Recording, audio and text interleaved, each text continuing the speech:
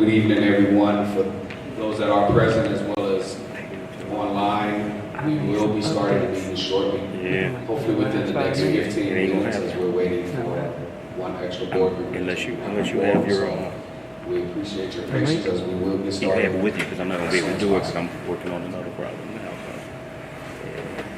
unless you got it, Can I just can I email it to you? I ain't gonna be able to get to it. So how would I be able to download it to a flash drive, and then you have to copy it in. So that's just from earlier. How long ago was that? When you sent it to me, That was oh dang. Yeah, that's the initial. Yeah.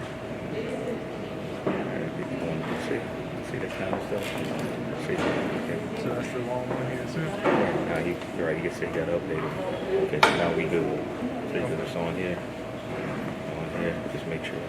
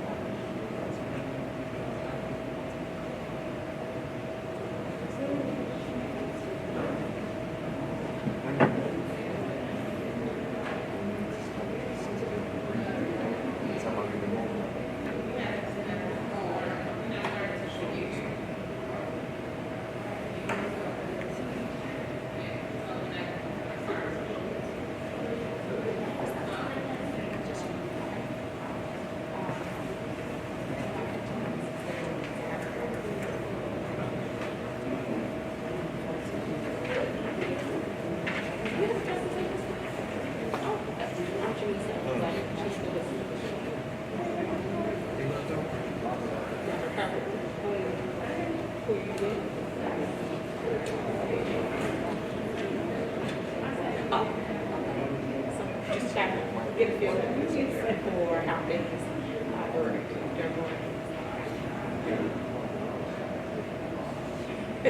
Yes, it's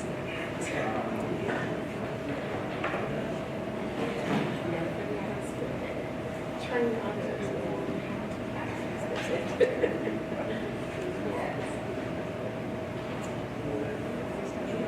or they think you're supposed to figure out and then they figure out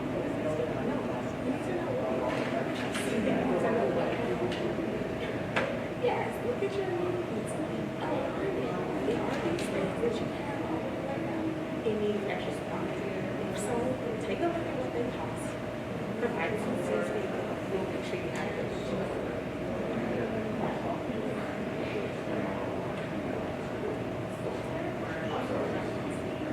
Not that I am aware of. I have not. I haven't even heard a lot of conversation about it.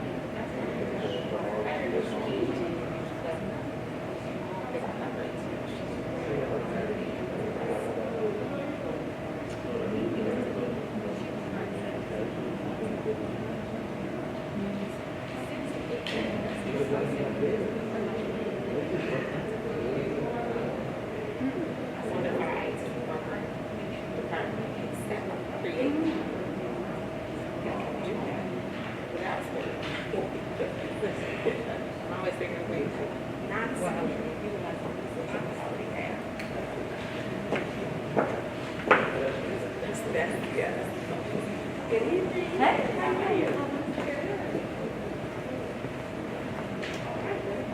meeting you. And usually I mean, it's not confidence, it's not.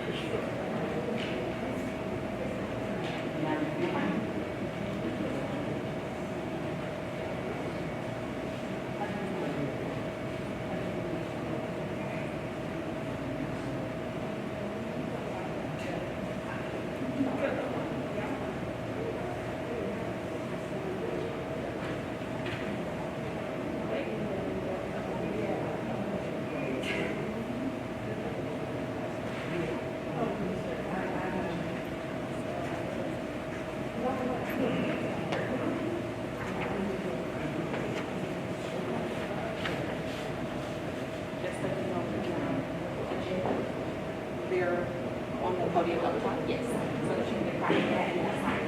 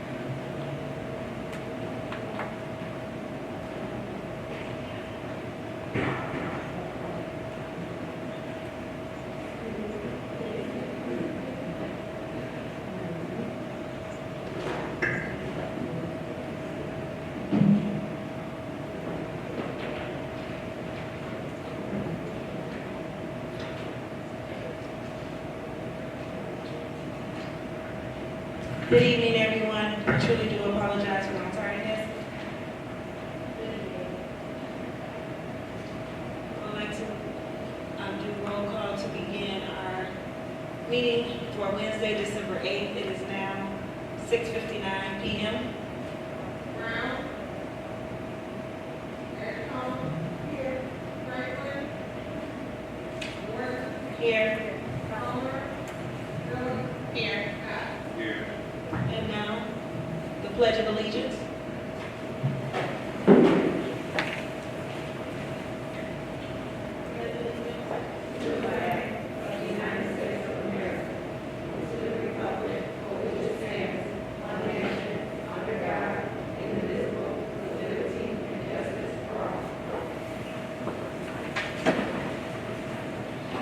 At this time, we'll have our mission statement from Mrs. Phillips. Our mission statement is to educate, empower, and inspire the whole child. Thank you. And at this moment, I'll turn it over to you, Dr. Alford, for our superintendent's report.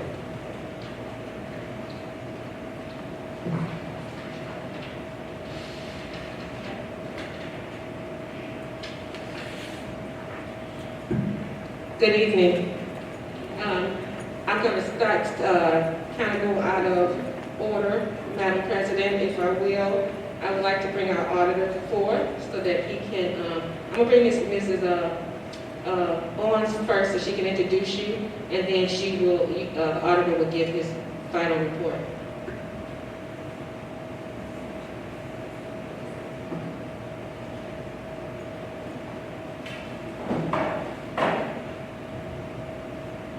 Good evening. Good evening. I am Ms. Owens. I am the chief of this official year for the district. I am introducing our auditor with Mueller and Company. We have Mr. Kevin Bissell here tonight. He will present the preliminary final audit. The audit is in your Word doc. If you wanted to pull it up to follow along. Here is Kevin.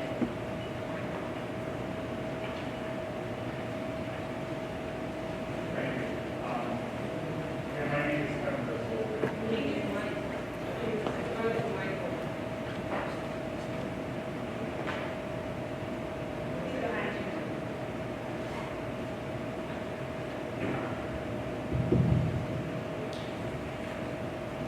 Again, my name is Kevin Bissell with Gloria Company, and I'm here to present the draft of the financial statements of the district for the year ended June 30th, 2021.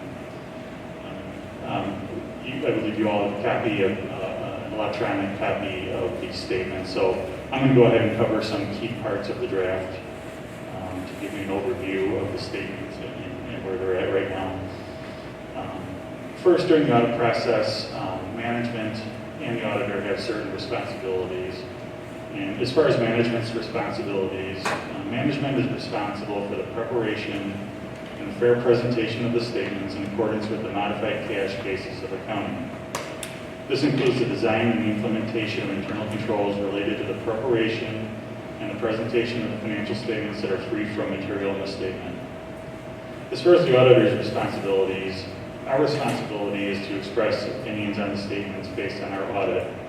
And we are conducting our audit currently in accordance with U.S. generally accepted auditing standards, as well as government auditing standards. And that requires that we plan and perform the audit to obtain reasonable assurance about whether the statements are free from material misstatement. This involves performing procedures to obtain audit evidence about amounts and disclosures in the statements. And the procedures selected depend on our judgment and our assessment of risks of material misstatement. And during the process, we evaluate the appropriateness of accounting policies, estimates, and the overall presentation of the statements. As far as the draft of the statements themselves, I'll go through some of the highlights of the statements. If you want to go to page 1 of the statements, as we can see on page 1, the assets and the deferred outflows of the district exceeded liabilities by nearly $44.5 million at the end of June. $8.4 million of that amount is invested in the capital assets of the district. $13.3 million of that is restricted for various purposes, as defined later on in the footnotes. And about $22.7 million is unrestricted net position, which can be used to meet ongoing obligations of the district. The total assets are up about $4.3 million from last year. The long-term liabilities of the district were about $25.5 million in total. Long-term liabilities decreased by about $1.3 million during the year. And that's because the debt was paid down in accordance with the bond schedules that were set forth. On page 2, we can see that the net position of the district increased about $4.8 million during the year. Total revenues were approximately $47.9 million, and that was down about $900,000 this year. Property tax collections were down a little bit from last year, which caused that decrease. Expenses were approximately $43.1 million, and that's primarily instructional and support services expenses. Expenses were up about $1.2 million from last year, but much of that increase relates to the contributions that are received from the state of Illinois related to pensions and post-employment benefit expenditures. And it's something that the district doesn't have control over. It's an amount set on a statewide level, so that again kind of explains why some of those expenses are up for the year. As we can see on pages 3 and 4 of the statements, on a fund basis, the governmental funds of the district reported combined fund balance of about $38.9 million. This was an increase of about $3.3 million from the prior year. $13.3 million is restricted for certain purposes. $12.5 million of fund balance, or about 32%, is available for spending of the district at the district's discretion. That's what's called the unassigned fund balance, and most of that unassigned fund balance is reported in the general fund of the district, which is the main operating fund of the district. So that amount represents about 36% of total general fund expenditures for the year.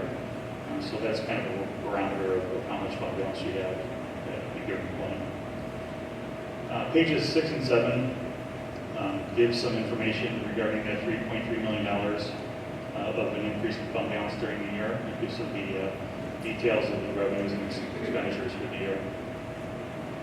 Page 9 of the draft is where the footnotes to the statements begin. And the footnotes really give some information about the district, some of the policies of the district, and it's some good information for your review. I'm going to go ahead and just go through a few of the key footnotes just to discuss them a little bit. So on page 15, we can see there that there are actual expenditures in excess of what was budgeted in the educational fund. I wanted to mention that the variance that you see there, again, relates primarily to those contributions from the state of Illinois for pension liabilities. Again, they're really out of control of the district, and those are amounts that are not budgeted by the district. The operations and maintenance fund also had some actual expenditures in excess of budget, and that's because there was more capital outlay in purchase services than had been anticipated for the year. On page 16, you can see that there's a deficit fund balance related to capital projects at year-end. And I know that there is an amount scheduled to be transferred or it has been to address that deficit fund balance in fiscal year 2022. Page 17 gives some detailed information about the capital assets of the district. So it's a table that shows some of the additions and the related depreciation for some specific assets, and again shows how the district's money has been spent as far as capital assets. Page 18 shows the detailed information about the long-term liabilities of the district that I mentioned. And page 22 provides some information about the fund balances of the district. And as I mentioned before, there are some restricted and assigned fund balances as well as unassigned fund balance. So this page and this table gives some details about the restrictions and the assignments on the fund balance and what those amounts relate to. Now the rest of the notes are devoted primarily to the TRS and the MRF and the post-employment benefit disclosures that are required to be reported on. And the remainder of the statements after the footnotes are really some more detailed information about the amounts that I've already discussed. They give some good comparisons with the budget as well as prior years, so that's some good information for your review and get some good additional detail. Pages 66 through 69 of the draft present some information regarding the pension and post-employment benefit funding of the district. And the one thing I wanted to mention here is that all of the required payments that the district is required to have made towards these plans have been made as of June 30th. So I wanted to mention that the amounts and the liabilities are really mostly at the statewide level. So again, just wanted to mention that the district's share of expense are limited. Page 75 begins the single audit, and that's an audit that's required when you have expenditures in excess of a certain amount for federal funds. So that's a required reporting that will be reported in final statements as well. The single audit also provides some information about any findings during the year. There were some that are anticipated to be issued for this year, mostly carryovers from last year. So there ones that you'll be familiar with and we're working towards resolving going forward. But we're not anticipating that to impact our opinion on the statements when we issue the final statements, but wanted to mention that. That's where you would find those findings. So that really kind of summarizes the draft of the statements. We're working towards finalizing the statements and getting those issued and submitted within the required time frame for the state. Wanted to thank Ms. Owens, Ms. Coleman, the entire accounting staff for helping us through the process of getting the audit done and completed. Wanted to thank them for their efforts. So at this time, I wanted to find out if there's any questions about the draft. I have a question. On page 68, I'm just not familiar with the net pension liability. It's like, with parentheses around, I'm assuming it's a negative. And then the NPL as a percentage of CP is 17.93% for 2020. Why the decrease for those two? Okay, so this is for, page 68 is for the Illinois Municipal Retirement Fund. Yes. And actually, the negative that you see there for 2020 actually means that it is moved to an asset. So you actually have an asset for the IMRF liability. And the reason, the IMRF plan is another retirement fund that's really, kind of on a statewide level. And so we've seen that in a fair number of districts. And it's because the investment activity related to the investments of the IMRF performed well. And so that, along with changes in the assumptions made by the fund's actuaries, have driven it to become actually an asset at June 30th of the current year. Thank you.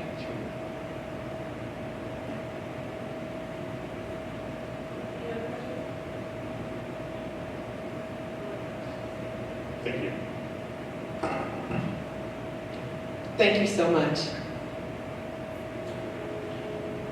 We will have the hard copies when of the audit.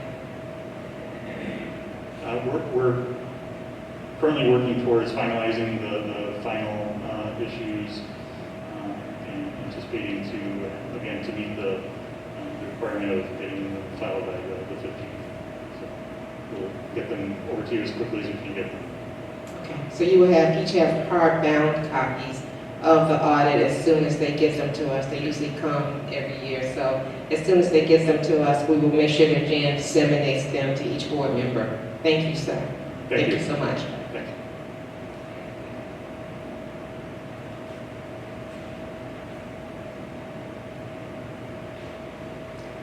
Next on the agenda, I'm going to bring forth for Around the District, Colin Powell's team, to talk about the great things that's going on around the district at Colin Powell.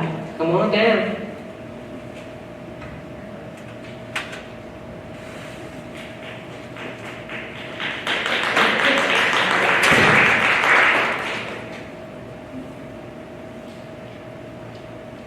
So good evening, esteemed board, Dr. Alfred, people who are here today. I'd like to say before we get started that I could not have asked for a better staff. My staff is so willing to just get going. Before I even finish my sentence, they're trying to find ways to get started. So I stand here representing. I know I have other principals in here. I'm biased, but my awesome staff, I stand here representing them. But if you would, we lost a member of our family last Friday. And So if you just indulge me and join with me as we have a moment of silence for our dearly departed Mr. Adrian Barnes, who left our family last Friday.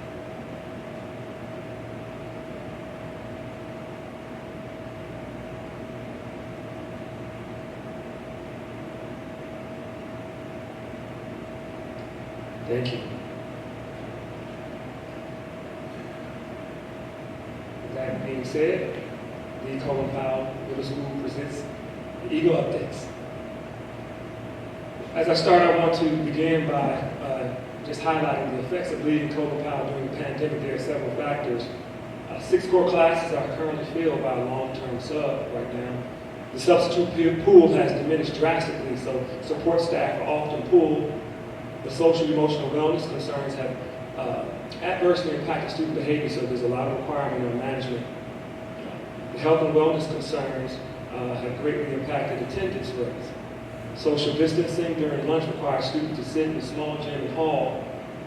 Monitoring the cafe and hallways for mask, social distancing, and water bottle usage requires more than the traditional methods of supervision. And that last bullet, bus driver shortage, impacts arrival, dismissal, student instruction, and activities. So I'd be remiss if I didn't start out by stating the facts that almost every principal here could know that it's more than a notion. However, we press forward. Transportation, our bus routes have been combined, and our school day ends early in order to get our buses to our feeder school before dark. We now have 10 bus routes. If parents want updates on a bus route, they can create an account using the bus bulletin posted on our website. Daily instruction model is an implementation of standards-based practices aligned to the Common Core State standards and our scope and sequence charts created by the district. We're implementing something new to our district, our school this year. The gradual, the premise is not new, but the name is. The gradual release instructional model.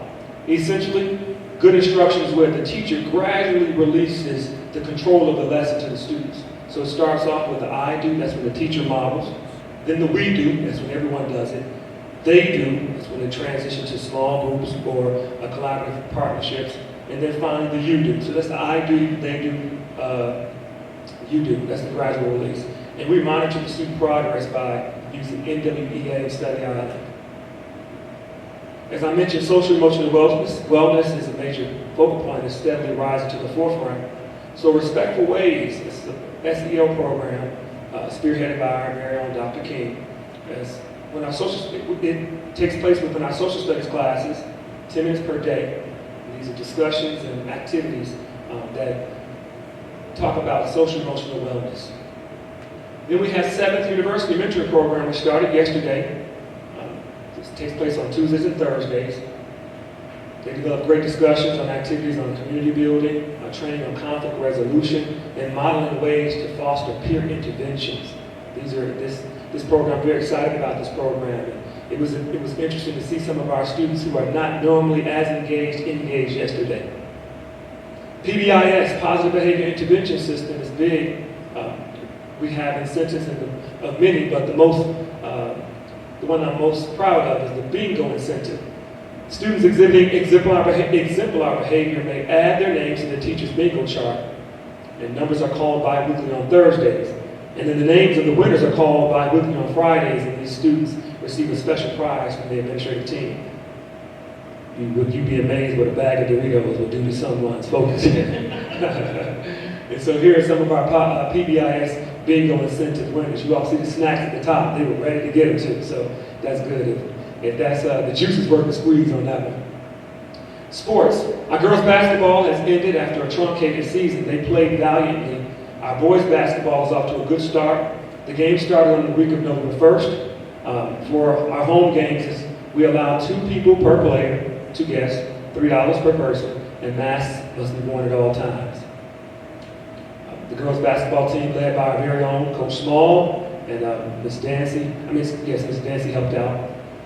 Thank you to both of them. This is just an overview of our boys basketball schedule. And we are just about maybe close to 40% way through the season. Just to give you an idea, tonight we had a game, but the school had to cancel because they had no referee. So this pandemic is always affecting everyone, not just us. So, and then our boys basketball team led by Coach Small doing an outstanding job. Kudos to him. Activities are after-school tutorial, the robotics club, our band practice, 7th University, and our choir begins next month. We have a robotics club led by Mr. DuBois, Mr. Mooney, and you see our Eagles at work right here.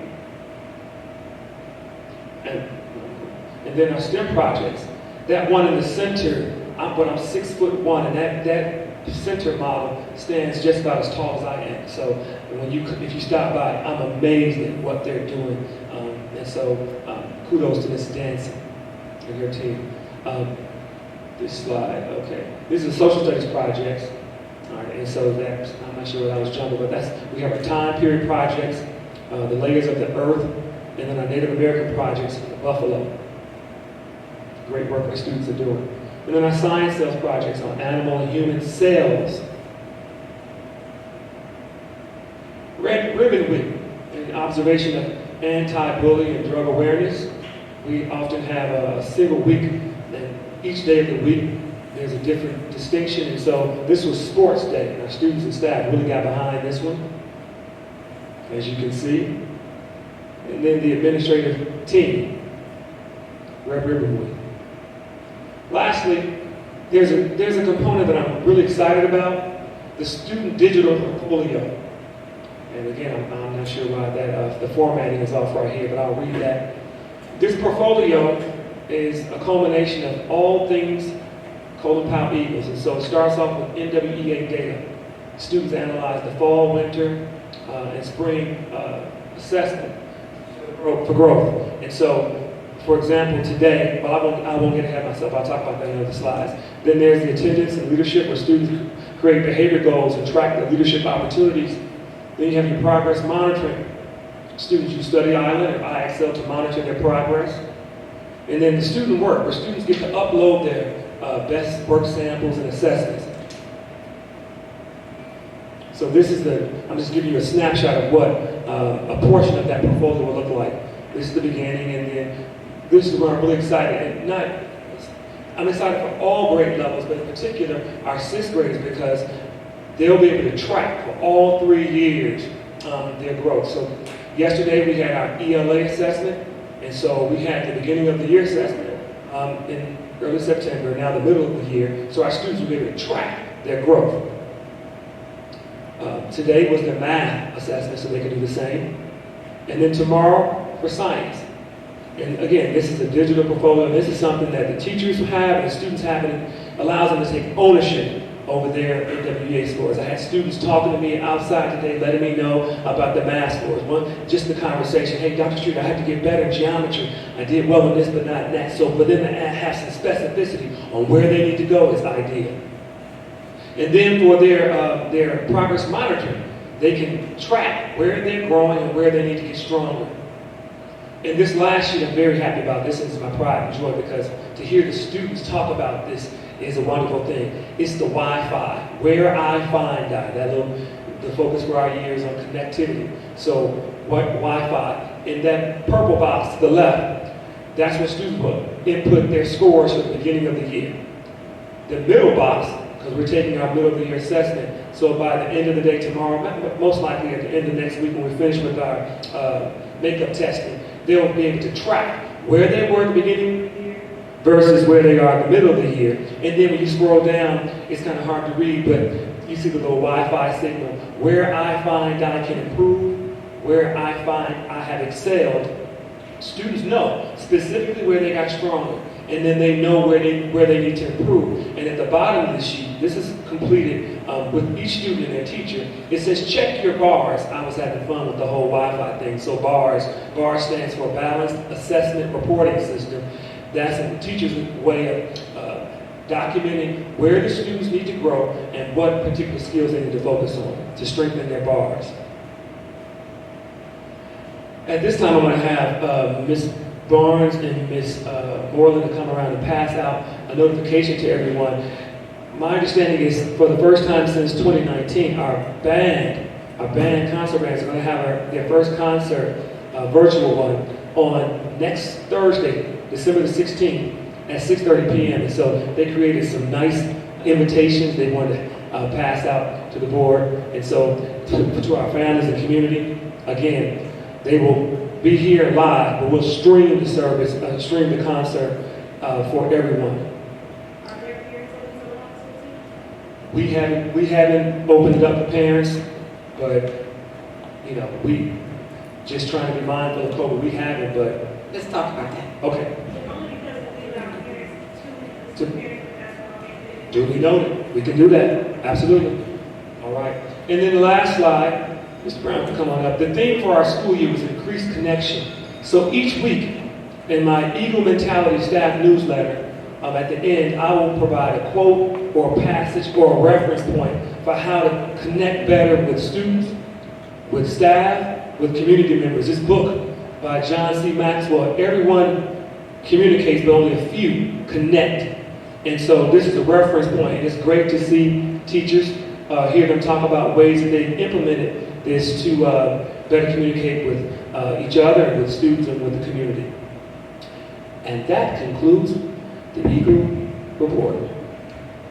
Before you leave, do you have an update on the Gloria Taylor Foundation?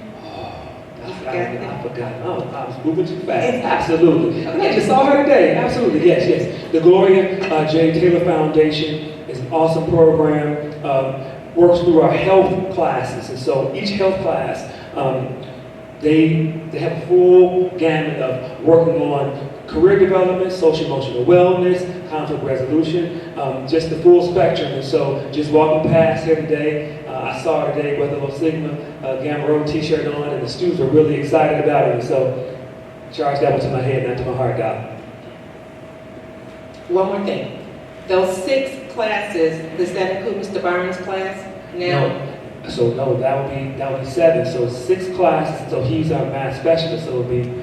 Does that include the reading specialist who has a certification that's holding down the classroom? Yes. So it's really 5 classes plus Mr. Barnes? Yes. But she's certified? Yes. Okay. Yes, ma'am. Do you have intentions on when Christmas starts? Yes, job fairs, we're scrubbing them hard just for finding where we have. So I know the commencement is ending the most around this week, the second week of December. And so we're first in line just to see who we have.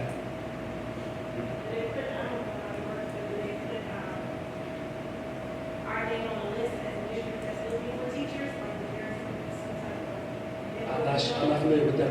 Yes, Mrs. Douglas is on the list, but every district is on that list. Everybody is waiting for those the graduate list to come out. And once it comes out, everyone will then provide an invitation for them to interview. Awesome. Thank you. Thank you, Dr. Streeter. And thank you, Team Eagles.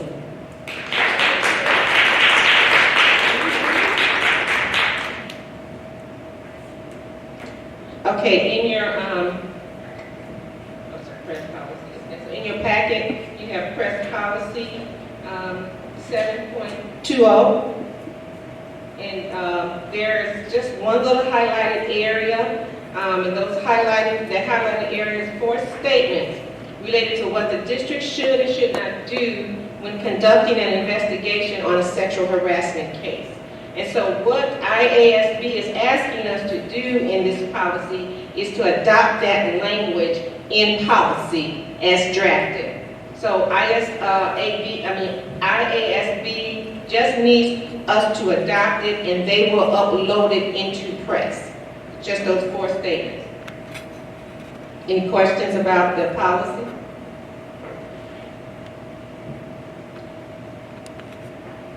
Okay. Elementary School District 159 and the Mobile Testing Vaccination Administration Corporation is partnering for a vaccination clinic day party with a holiday feel. That party will be on Saturday, December 18, 2021 at Colin Powell Middle School, 9 a.m. until 3 p.m. There will be refreshments, surprises, goodie bags, gift cards for the first 100 families. They won't just have the pediatric vaccination, we will also have regular adult dosage as well as boosters for anyone who would want that. And we also plan to have Santa to do a visit on that day. And that this event will then lead into our weekly vaccination clinic that we will be opening at Yates Elementary School. So we will be housed at Yates for a weekly vaccination clinic for our students and families to come and get vaccinated.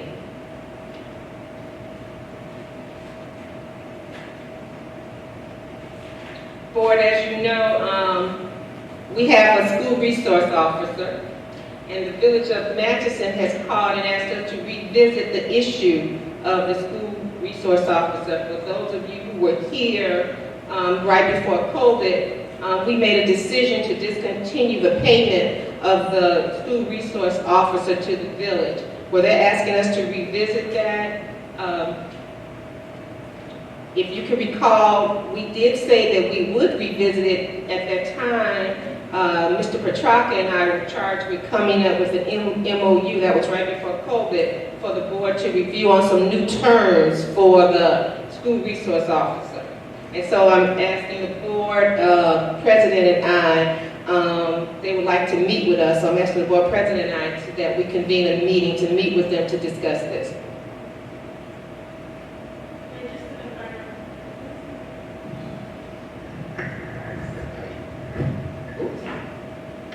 Keep broken. And just to confirm to, especially to the new board members, the duties of this officer,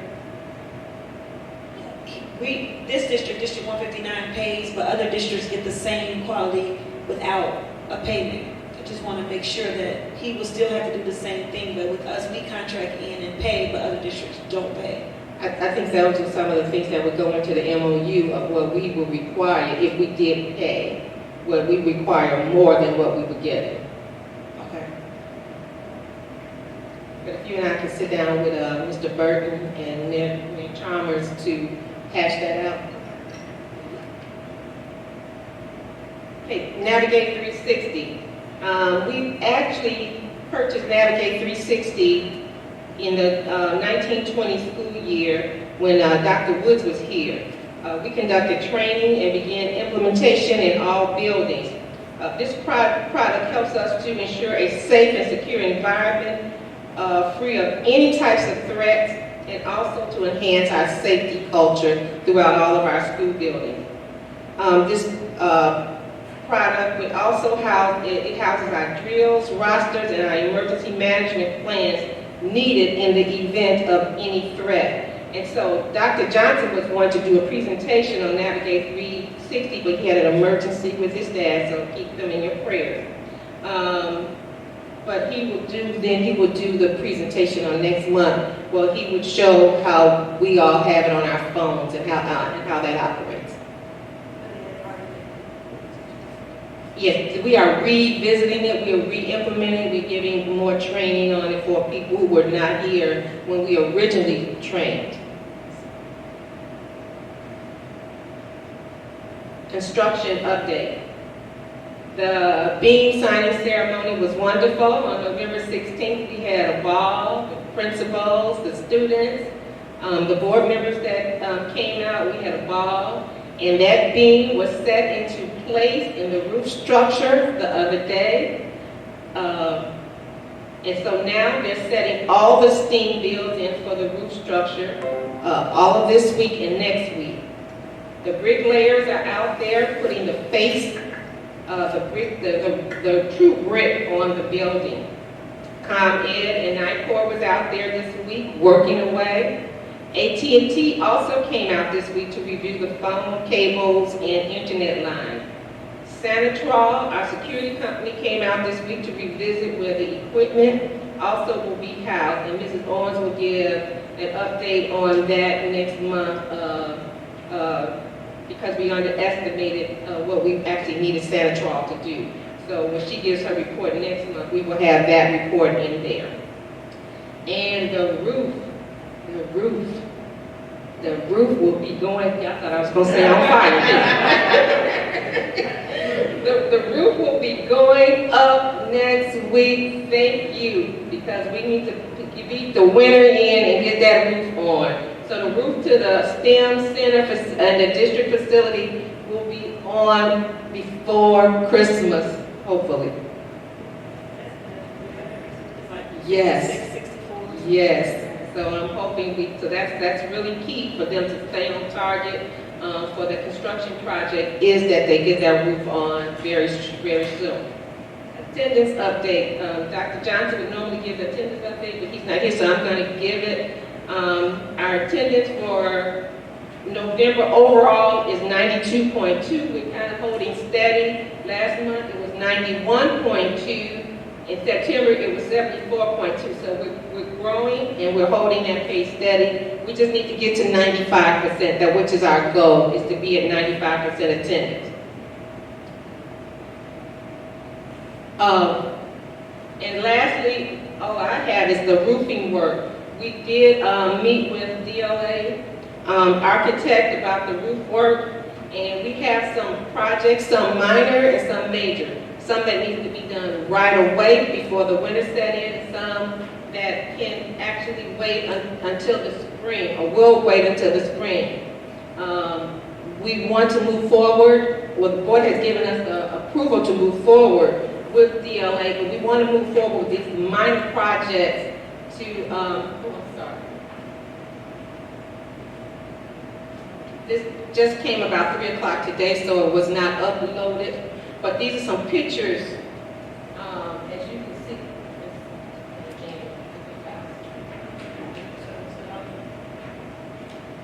I don't have one for the audience. But they're just pictures of what our roof looked like. If you see the puncture and column tile, which allow water to infiltrate, and that's around the front entrance. And if you see the missing counter flashing, sculptor allowing water into the canopy, and also a column tile peeling corners of the roof drain target.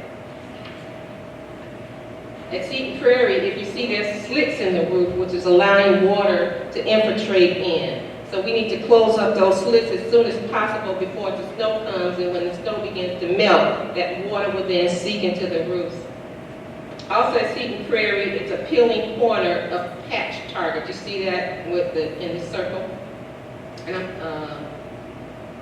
also at Seton Prairie, there's standing water on the roof. And so that's because there's not adequate drain on the roof, so they have to get up there and fix those drains as soon as possible. At Mara Yates, there's a pitch of roof not adequate to drain to roof drain. So another draining issue. As you know, we have been through Mara Yates many times, and we talked about the ceiling tiles and how the ceiling tiles had the stains in them. Well, this is the cause, but they want to do something temporary right now, and then we'll do the major work once the spring hits. In terms of Neil Armstrong, the pitch roof not adequate to drain, so the draining systems on top of our roofs are not adequate. And those will be addressed immediately so that we don't spend more money than we have to in the long run. So we're asking to, I'm asking that I'm going to move forward in that project. Okay. Do you have the updates for Cedar Ferry flooring? Is that still going to get done on Christmas break? I know that was the last project. I don't have an update on that today, Okay. but I'm going to say yes. Just want to make sure of that. The last I talked to the architect from Tria Architect, that was happening. I just had to, we're going to now bring Mrs. Owens for the business report and her laundry list of items.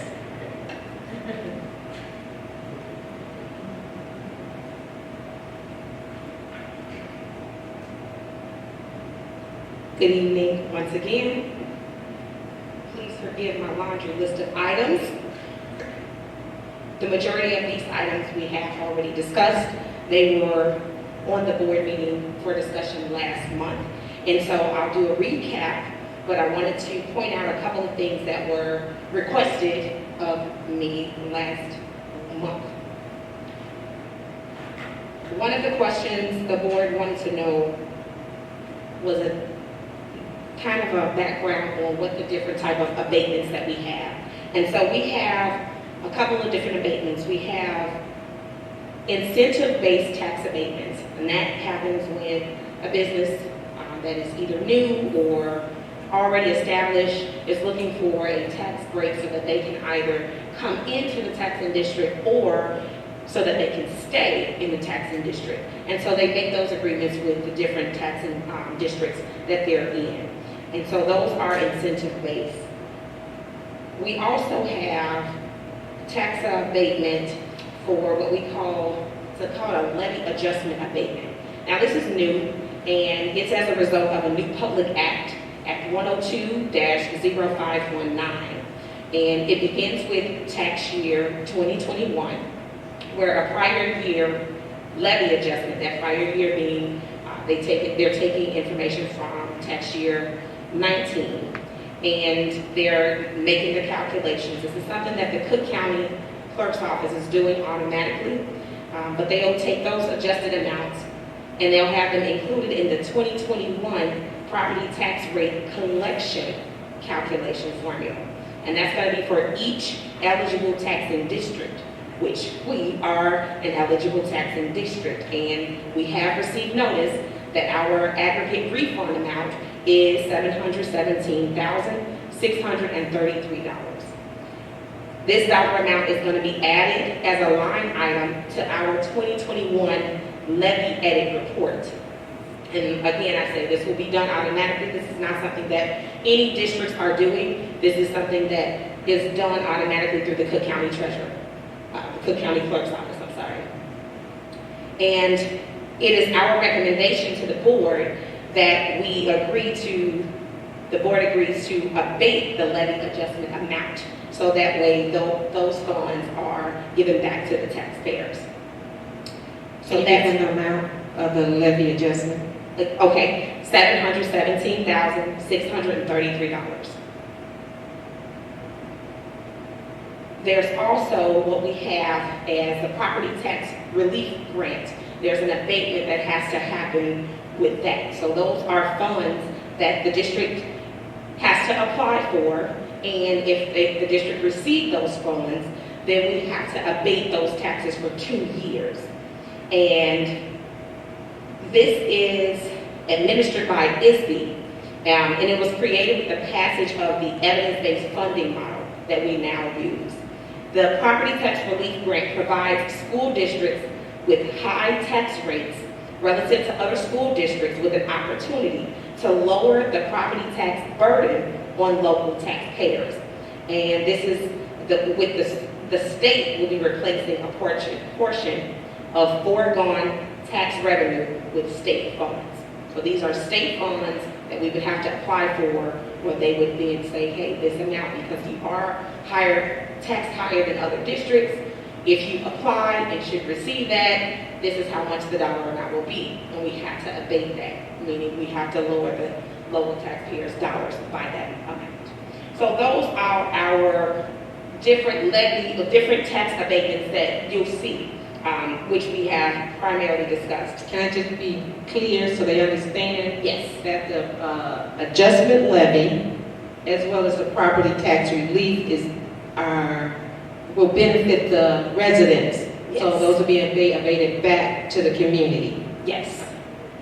Yes.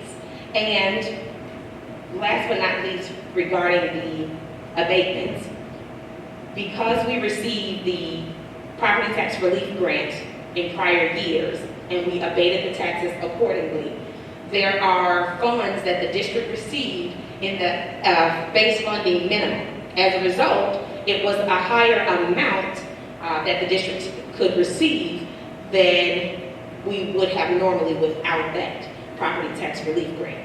So those dollars, we are also recommending that the board agree to abate those dollars back to the taxpayers. And that dollar amount is $863,000. And that is it's going to be considered a bond levy abatement. So those are the different abatements that you're gonna see for approval tonight. And once approved, can this be placed on our district webpage so taxpayers can see it? Or how does that work? Well, I don't have to probably create something so that way the taxpayers will be able to see that we will be abating. My recommendation would be to wait until after everything has gone through. Right. But just once it's done, they Once it's all done. post Yes. it. Maybe we'll put out a letter as well. Okay. Sure, absolutely. I was also asked about the dollar amounts for the 3 incentive abatements to just kind of have an idea of how much. So just to give an estimate, if you take a look at you have 3 resolutions for those. One begins with the 18801 South Oak Park Avenue abatement. If you take a look at those, you'll see that there are 3 PIN numbers. With those 3 PIN numbers, the district would have or should have received a total of about $500,000. Instead, we received about $250,000. And then as for the second abatement, 18604 Ridgeland, if you're looking at that, there are 2 PIN numbers. And with those PIN numbers, the district is looking to eventually receive over about $300,000 that the district should receive, but instead we're only receiving about $150,000 of that. And then for the last one, the Tinley Park Hotel, we would receive $14,000, but instead we're receiving $7,000. And so those are the estimated numbers based on last year, because we won't have the current year until those numbers come out. But I wanted to make sure that there were at least some dollars expressed. Now, so we've gone over on the agenda I, letter J, letter K, letter L, letter M. In your packet, you will have the tax levy resolution. So I want to go to the tax levy, just so that way I'll be able to go on record stating the dollar amounts that we will levy for. And so in your board packet, you will see a certificate of levy. That certificate of levy, we will be levying, we're levying in the education fund, $26,611,100. In operation and maintenance, we're levying $2,200,000. Transportation, $1 million.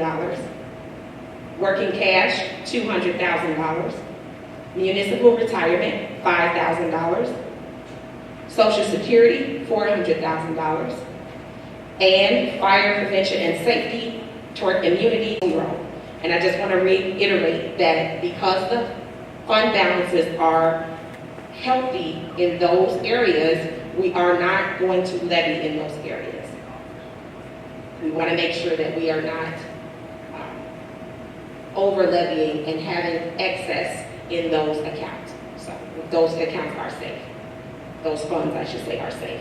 So our total levy, $30,416,100. In your packet, there you will see that there is a resolution, tax levy resolution that needs to be approved, and we also will have to make sure that it's approved the truth and taxation hearing, the truth and taxation, not hearing, I'm sorry, documentation. Because we are not levying 5% or more, we do not have to have a truth and taxation hearing.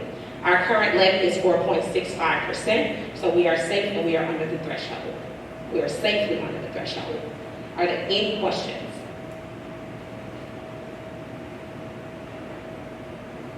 Okay, so I will go to the financial dashboard.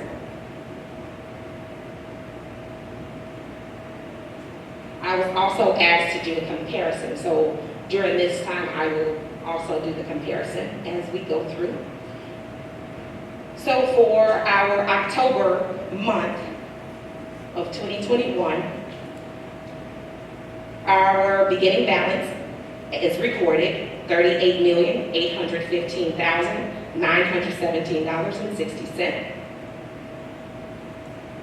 Compared to last year's total was $35,560,481.39.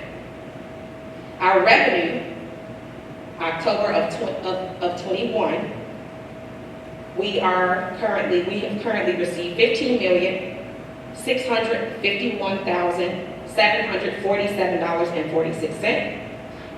Compared to last year, we had received in October at this time, $15,750,765.74.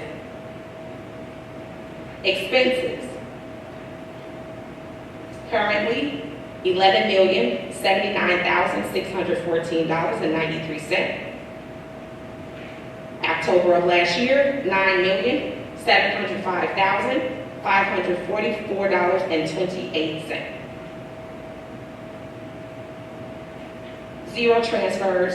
Fund balance, $43 million for October of 21, $43,388,050.13.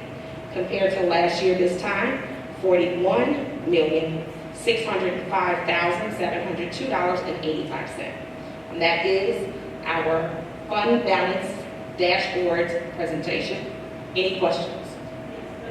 Does this include the ESSA funding? Well, all of the different funding comes in at different times.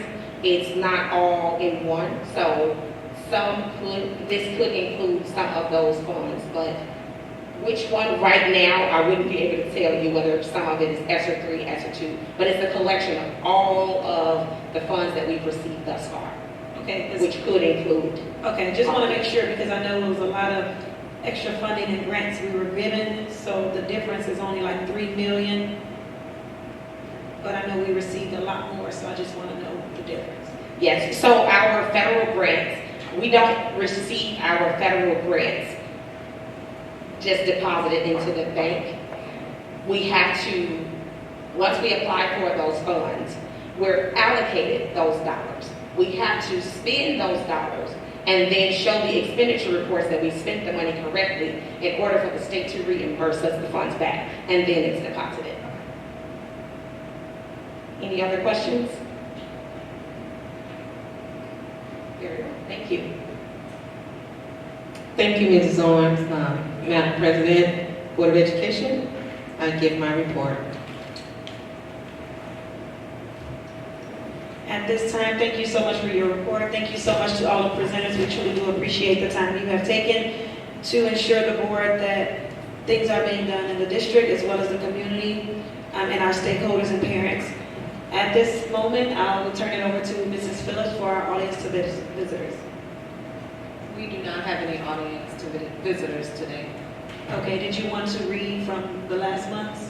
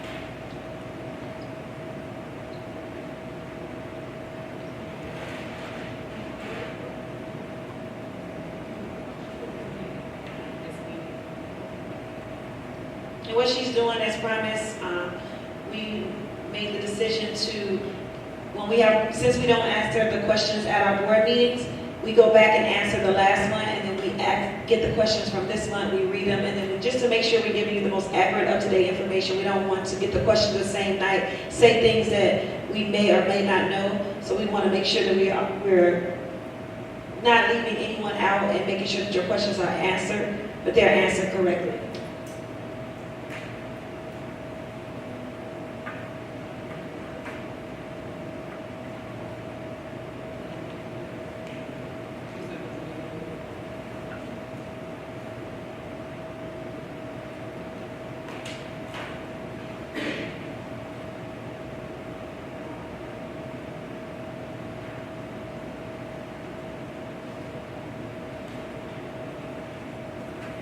You want me to bring it up?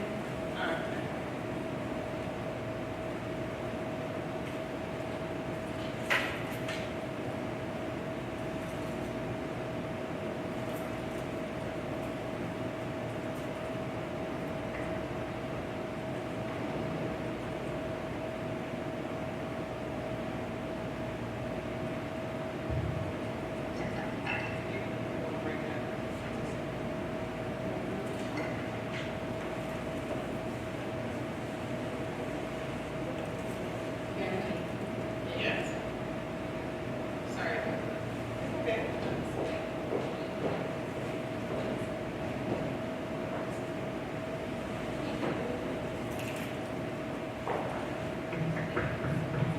Okay, so the question Monica Benton had asked, just want to confirm that employees will be a part of the new superintendent selection.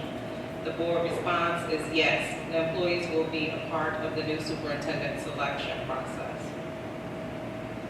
And just to add on to that, the teacher negotiation team should be reaching out to those that they're going to choose from the teacher's side. Monica Benton, who's president over the support staff, will be reaching out to the support staff. We did invite all principals. If you haven't already spoken to me, some principals I was able to reach today, some I wasn't. So we did reach out to you to invite all principals to the interview process as well. And then we have Ms. Ena Jones and Mrs. Friday, who will be inviting our stakeholders and some parents as well. And that date has already been issued as December 20th at 5:30 p.m. And you will get more information to come. Okay. So our second question is from Patrick Peterson. What is the district's policy on supplier diversity? Does the district track and verify minority participants in the awarding of contracts? The board response is, at this time, there is no policy on supplier diversity. Because the school districts are state entities, all procurement transactions must be conducted in a manner that provides maximum, open, and free competition. As such, the district does not track minority vendor participation, but make every effort to ensure minority partnerships. That's all that I have, President. All right, thank you so much.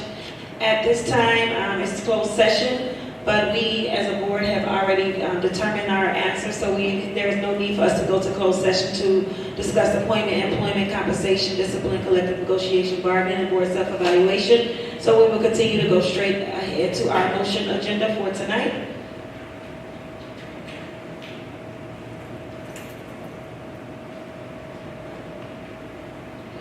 On our motion agenda, we will start with roll call.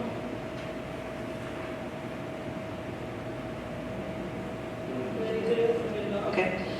So, motion to approve the open and closed session minutes for the November 9th, 2021 meeting minutes and the November 22nd, 2021 special meeting minutes and the committee of the whole meeting minutes for November 3rd, 2021. Did you guys need me to separate any of the approvals for payables in numbers 1 through 13 for the abatements? So a motion to also approve the accounts payable as payroll as follows. Payroll for November 5th, 2021, $843,091.93. Payroll for November 19th, 2021, $820,130.93. Accounts payables through November 30th, 2021, $420,456.86. Approval of policy pound 720. Approval of resolution providing for real estate tax abatement for an address of 18801 South Oak Park Avenue. Approval of the resolution providing for real estate tax abatement for Tinley Park Hotel at the address of 18501 Harlem Avenue. Approval of the resolution providing for real estate tax abatement for the address of 18604 Ridgeland Avenue. Approval of the tax levy resolution final. Approval of the 2021 annual tax levy. Approval to authorize application for the property tax relief grant. Approval of truth in taxation certification. Approval of resolution to abate amount of 2021 adjustment tax levy. And approval of the resolution abating debt service levy for 2021. Motion to approve. Roll call. Second.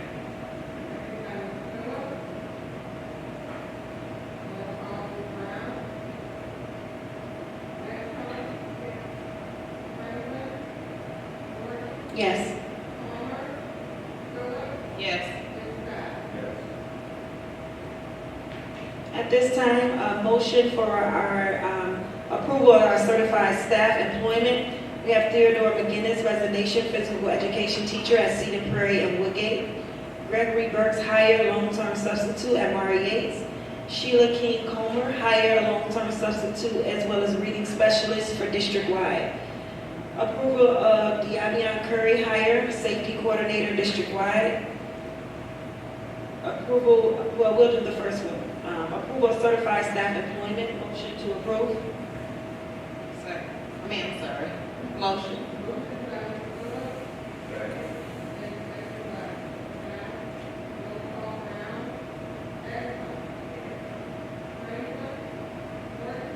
Yes.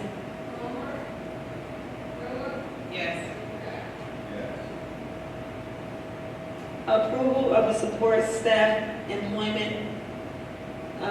Diabion Curry, hire, safety coordinator district-wide. Kenneth Davison, hire, safety coordinator district-wide. Kenneth Knight, hire, safety coordinator district-wide. Tanisha Allison, hire, safety coordinator district-wide. Laretha Taylor, hire, safety coordinator district-wide.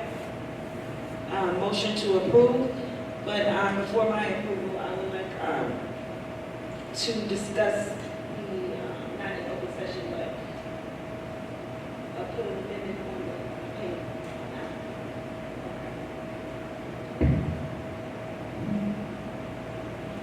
So motion to approve. Motion. I second.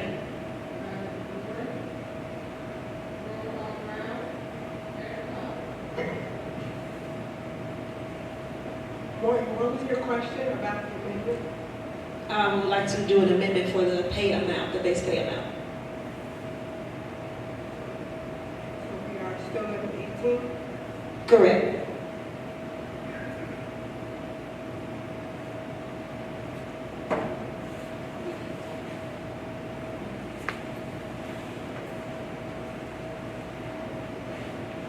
So they will be approved and then we will discuss it.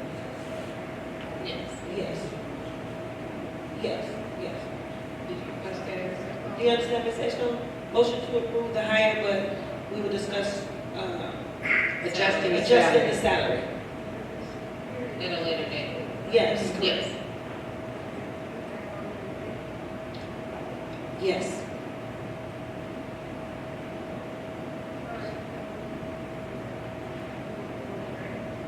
I still vote no.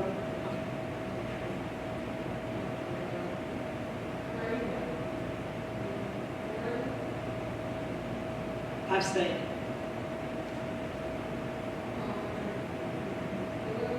Yes.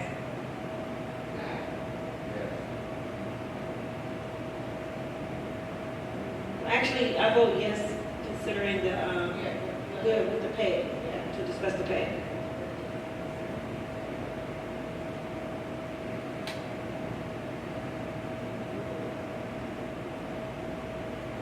Motion of the approval of supplemental pay.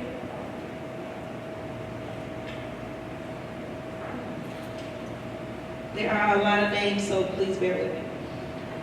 Daniel Jensen, mentor facilitator at Mentor District-wide, Powell. Kristen Rucado, mentor, Powell.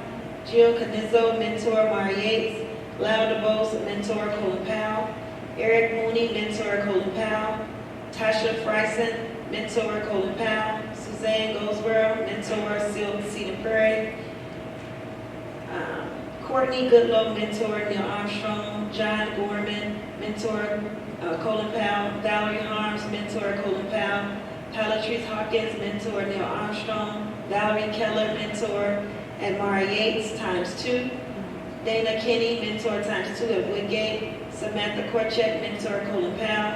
Jackie Pelladora, mentor, Powell. Heather Paulson, mentor, Powell. Audra Rocket, mentor, Neil Armstrong. Adrian Ross, mentor, Powell. Kiara Russell Clay, mentor, Cedar Prairie. Nancy Searly, mentor, Powell. Lisa Simmons, mentor, Woodgate.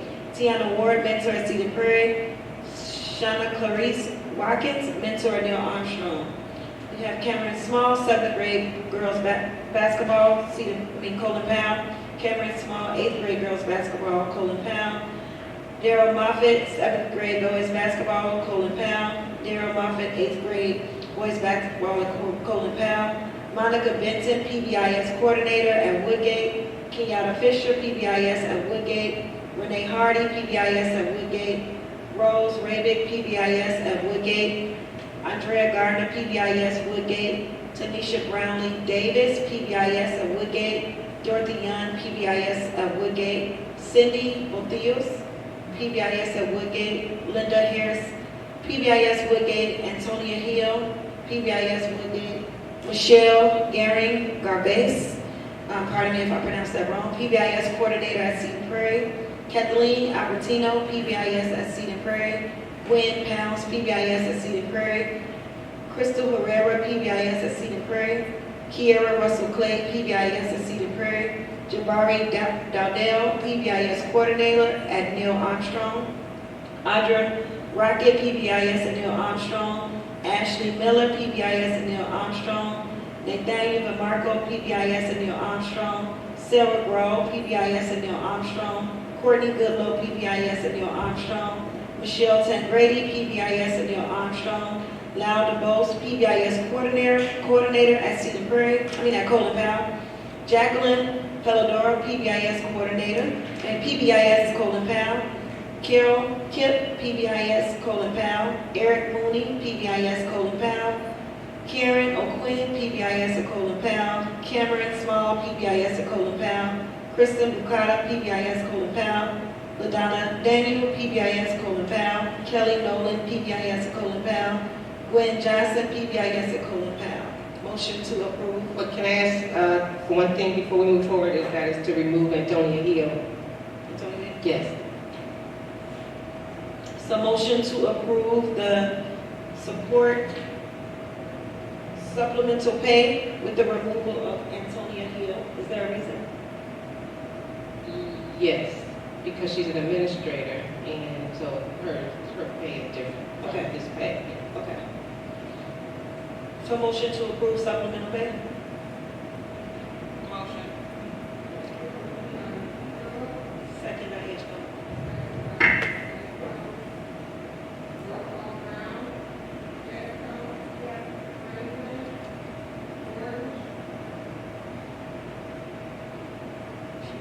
Dr. Effort. Michelle Tancredi, did you want to? No, Michelle can stay on, but the principals are on contracts. Okay, so assistant principal. No, I'm sorry, Michelle cut this come off too, yes, it's different, yeah. Okay, so with also the removal of Michelle Tancredi? Yes, I'm sorry, yeah, they're on Okay. contracts. Okay. Yes. Yes.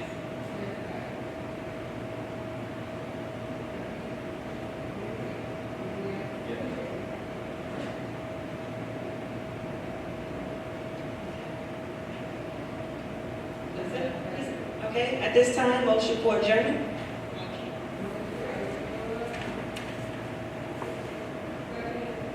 Edgecombe.